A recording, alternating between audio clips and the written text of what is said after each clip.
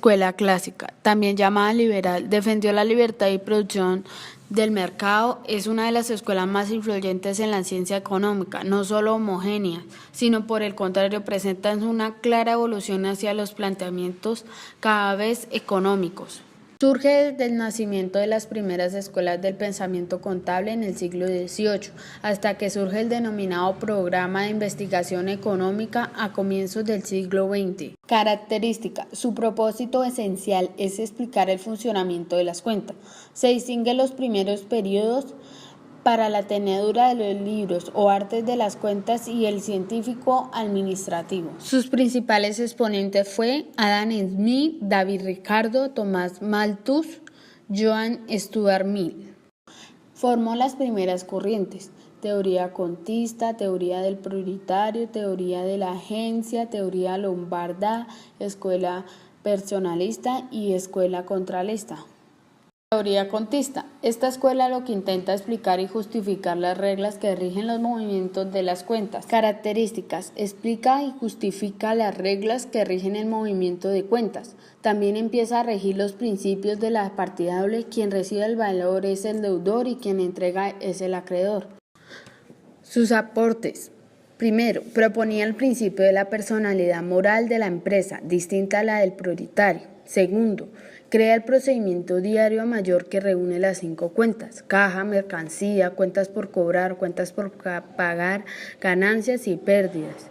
Tercero, crea la primera teoría en un entorno al funcionamiento de las cuentas, e incluso las primeras utilizaciones de las fórmulas algebraicas para demostrar relaciones que existen entre cuentas. Cuarto, contratos que entre dos personas existe el deudor y el acreedor. Su principal autor fue el francés René de Laporte, alrededor de 1685. Teoría del prioritario. Nace en Gran Bretaña a finales del siglo XVIII, tiene mayor atracción conceptual al funcionamiento de los movimientos de las cuentas. Características: sus aportes son importantes porque son un claro antecedente de la denominada teoría de la agencia, muy utilizada en diferentes enfoques de investigación empírica. Expuso las reglas del funcionamiento de los movimientos de las cuentas, dándole una mayor atracción conceptual. Aportes. Aporta las reglas para el funcionamiento de movimientos de las cuentas. Primero, la empresa o ente económico ha de ser considerada con personalidad distinta a la del prioritario. Segunda, tiene un patrimonio integrado por 2 elementos: activo como bienes, derechos, acciones de todas las clases que son prioridades de la empresa; pasivo como créditos y obligaciones de toda clase en contra de la empresa. Su autor principal fue Hans Christian Schiller. Escuela lombarda. El contexto italiano da vida a esta escuela desde el siglo XIX hasta bien entrado el siglo XX. El control de la organización es el objetivo. Está destinada a interpretar las dinámicas de las haciendas. Característica: aborda la elaboración de las teorías más o menos científicas, distinguiendo entre técnicas y la ciencia, elaborando conjuntos de principios económicos administrativos. Su objetivo era llevar el control de la empresa mostrando el resultado de sus operaciones. Se debe a esta escuela que la separación entre teneduras de libros y los principios económicos y administrativos que rige el arte de llevar las cuentas. Estableció una relación entre contabilidad y administración empresarial. El autor principal fue Francesco Villa, 1801. Ha sido considerado el padre de la moderna contabilidad. Escuela personalista. Se basa en la teoría de personificación de las fuentes, sosteniendo que las cuentas se abren tanto personas como elementos materiales, más que asignar personas a las diferentes cuentas.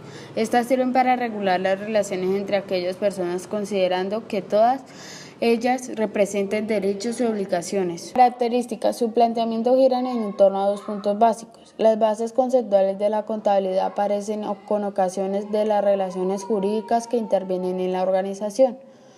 Recalca el carácter económico de la contabilidad frente a lo económico de la empresa como eventos que lo caracterizan.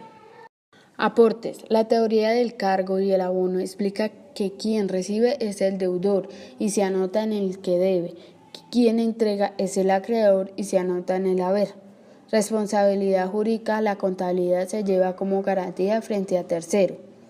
Se interesa más en conocer las relaciones establecidas por la empresa con terceras personas y las garantías frente a ellas. que la marcha de las empresas. Según esta escuela, la contabilidad tiene un enfoque legalista. Autores principales. Su máximo exponente fue Giuseppe Cerboni y su propulsor Francesco Marchi. Escuela contralista. Surge en 1891, materializa todas las cuentas, incluidas las personales. La teoría del cargo y abono la explica preguntándose: ¿qué entra? Implica un cargo. ¿Qué sale? Implica un abono. Características. Formula su postura como una oposición a las escuelas que personalizan las cuentas. Hacen énfasis al carácter económico de las disciplinas contables, al centralizar el estudio y control de haciendas a través de un análisis de diferentes valores a los que se abre una cuenta y no a las personas subyacentes. Aporte. Distingue tres fases en la administración hacendal: gestión, dirección y control.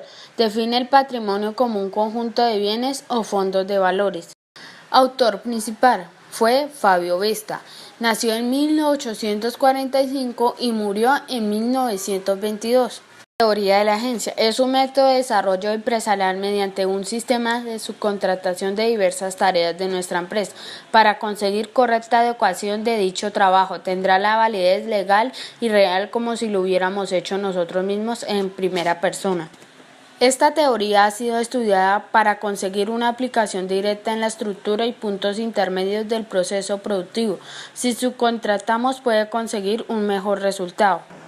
Un modelo empresarial basado en la teoría de la agencia puede ser muy beneficioso mediante el uso de subcontratación. Para nosotros, el beneficio consiste en ahorrar una cantidad monetaria, gracias a contar con este agente que nos realiza estas funciones. Escuela neocontista. Neocontismo en el Centro Europeo. Autor Leon Gomberg.